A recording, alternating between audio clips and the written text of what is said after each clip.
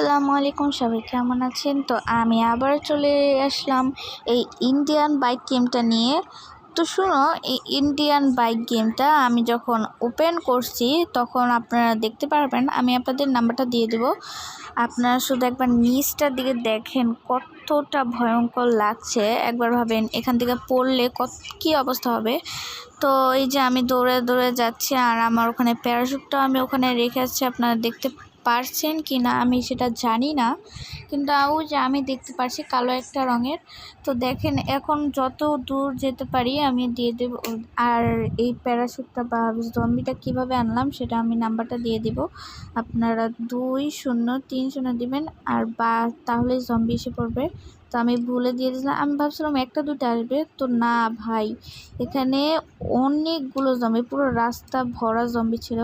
আর আমি এখানে হঠাৎ করে উঠতে পারিনি অত বেশিটা, দেখেন কত জম্বি, আর আমি এখানে মরেই গেলাম।